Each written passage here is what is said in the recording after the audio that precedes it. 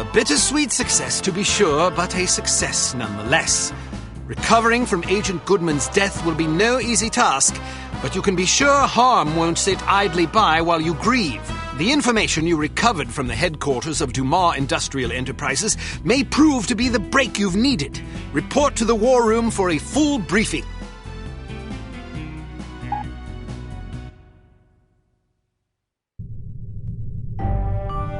Go! Tom! Get out of here now!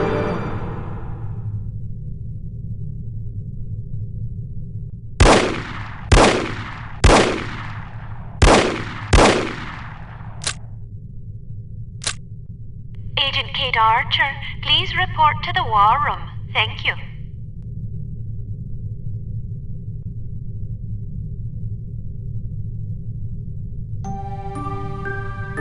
Agent Goodman's death is a terrible blow, no question about it.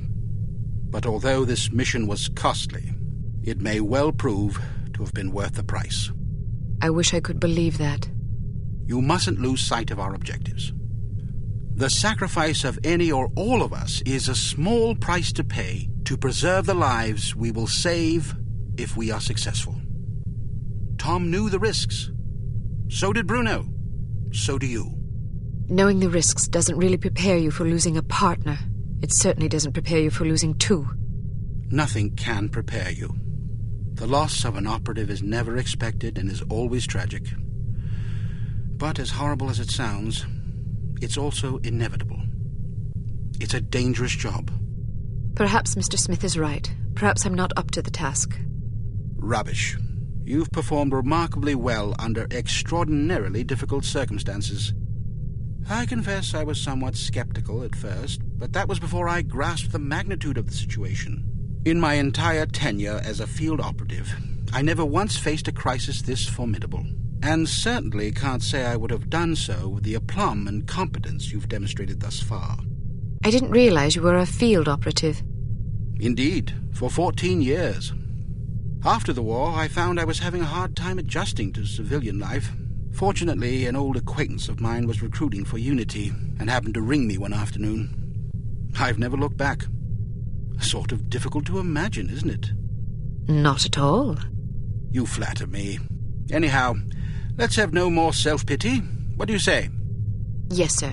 So before you served on the committee, you and Bruno were colleagues. And friends. Did you ever work together on an assignment? And you still believe he was capable of treason? In my heart, no. Intellectually, I don't quite know what to believe. No question about it. He was always a steadfast, resourceful fellow. But the history books are full of patriots turned traitors. There's no telling what a man is capable of, given the appropriate temptations. I know what I believe. I admire your conviction, and I pray you're right. Ah, Mr. Smith, I hope you have some good news. Good news would be that we hadn't lost another valuable agent on this mission. What news do we have? Well, our analysis of Agent Archer's photographs is complete. And? We have a possible lead on Dr. Schenker's whereabouts.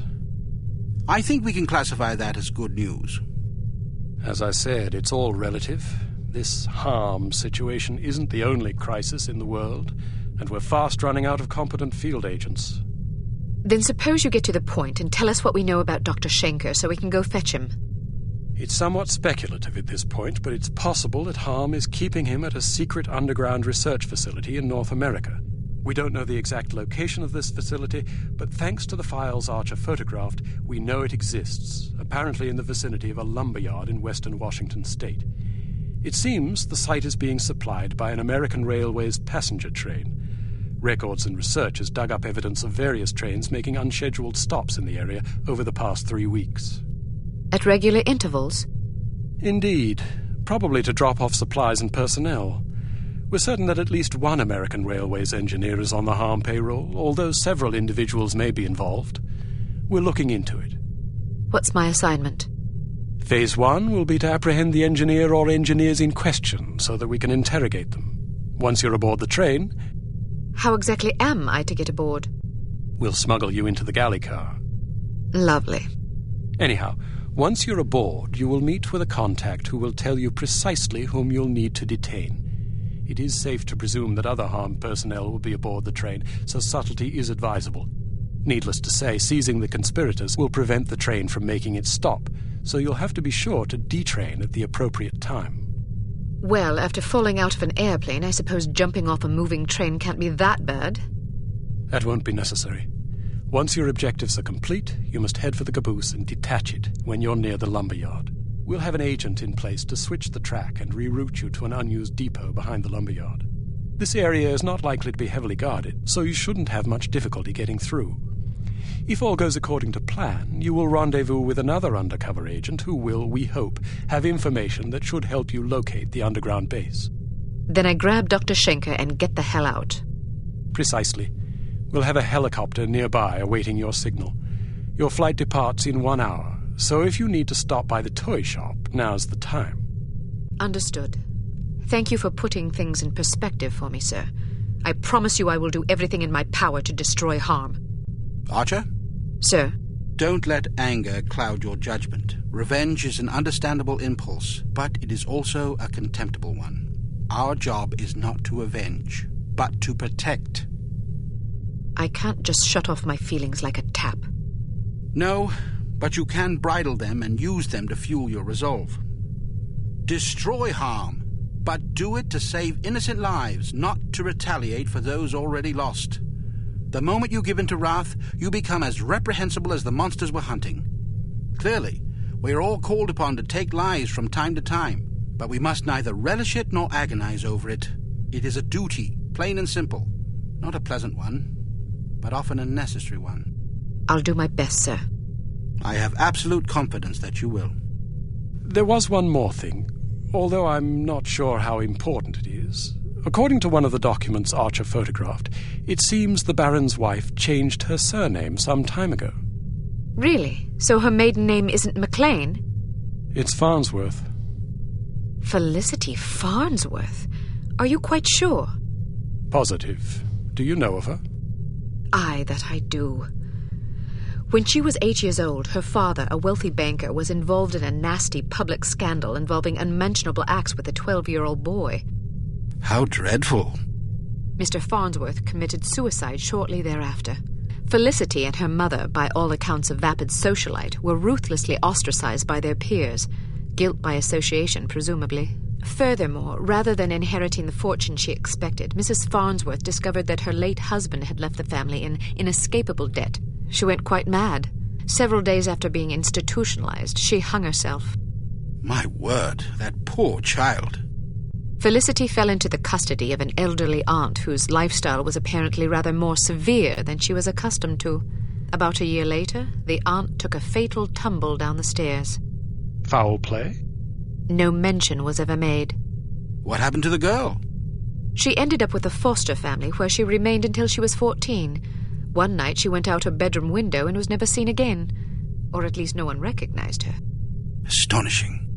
Where did you learn so much about her? I studied her. Come again? I believe I first read about her in a gossip column.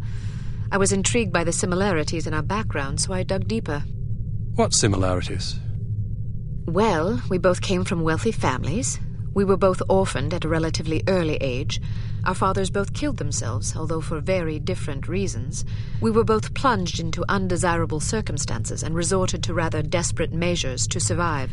I found it quite uncanny at the time, although in retrospect I think we had less in common than I once believed. Adversity is the truest test of character. The strong are strengthened by it, the weak made weaker. It sounds like this Baroness didn't have the wherewithal to cope with her misfortunes.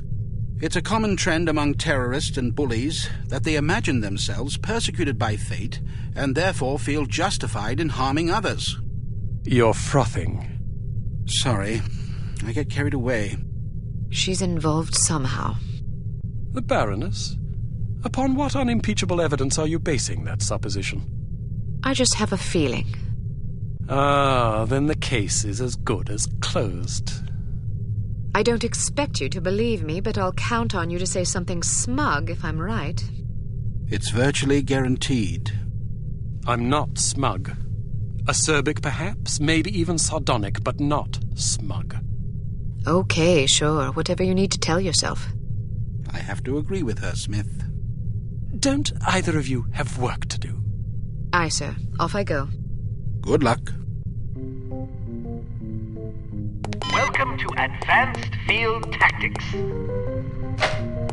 We've a new perfume for you. This one's a real scorcher. It's a concentrated acid gas with a jellied base to make it sticky. You definitely don't want to get it on you. Here's a spiffy new device that should make dealing with security cameras less of an ordeal.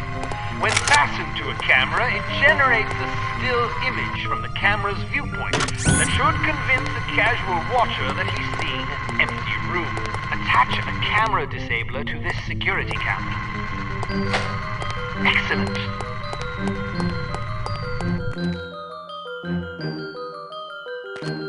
Riding a motorcycle is easier than you might suspect. To get on, simply walk up and activate it.